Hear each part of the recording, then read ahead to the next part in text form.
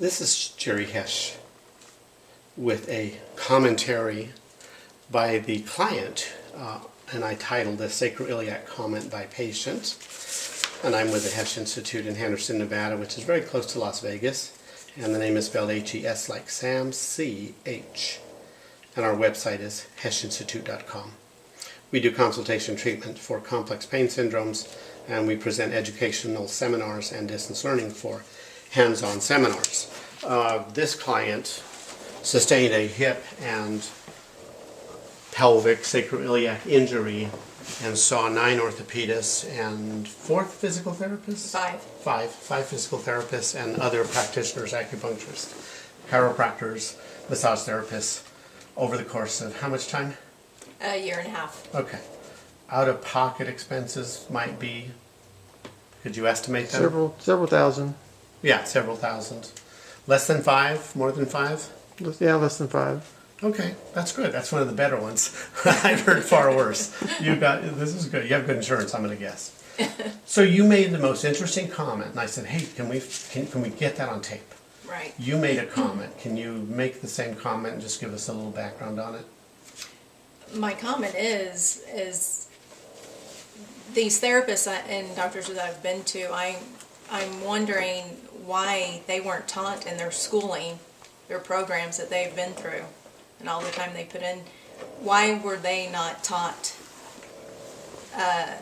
these evaluations, the proper examinations, the full body exam that I have just learned from you, just the short time that I've seen you, before they start touching someone's body and giving them exercises or doing any kind of therapy, before they know exactly what they're working with, is my question, because I haven't had that until now, until I've been to your institute and have learned a lot, in which it makes so much more sense, and that's what I've been thinking this whole year and a half, and all the people I've been to, why they have not evaluated more parts of the body that works with not just the SI joint, but the ilium and everything that's included.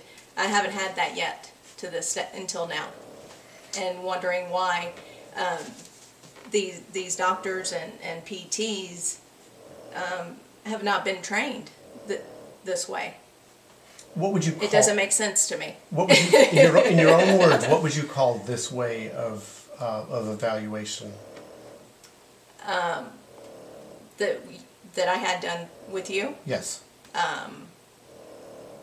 A full body evaluation, a proper evaluation of the entire hip joint, not just the sacrum, but the ilium, everything that's included in your walking, to find out if there is a dysfunction.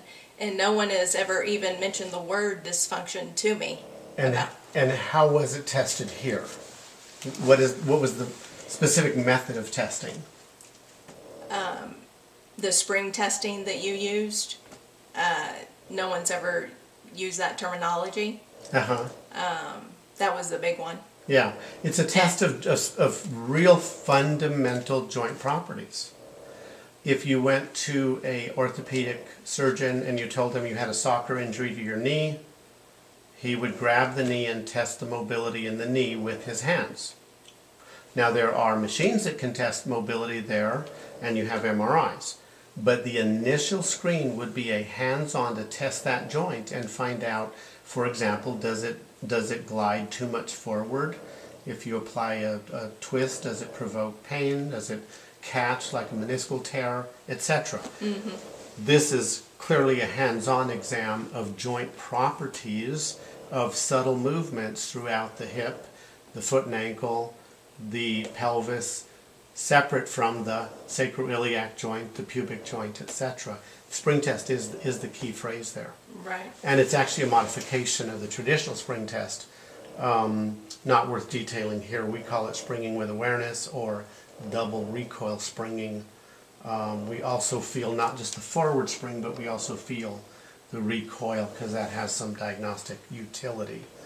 But It's, I appreciate your comment, and if you would just make it one more time, we'll wrap this up. The same comment? Yeah. Just wondering why physical therapists today or any kind of manual therapist have not been taught in their schooling, their programs, this way of evaluating the body, depending on what the injury is and such, is basically. And it's a complex question, and the answer is complex. Yes. And the hip is very complex, which I have learned over the year and a half. And the evaluation you did was very complex. I haven't had a complex evaluation before someone treated me. yes, yeah. So I'm going to avoid trying to answer the question, but I think that the spring tests have utility, and just as they have utility in the knee joint, it's my belief that they have utility in the foot and ankle and the hip and the pelvis and the sacroiliac, etc. Right. We also treated a rib in one of your ribs, and I think it has utility throughout the body because joints have a fundamental property, and those tests evaluate that mobility/stability property and can discern when there's excessive or lack of mobility. So I thank you for that comment, and thanks very much. We'll stop here.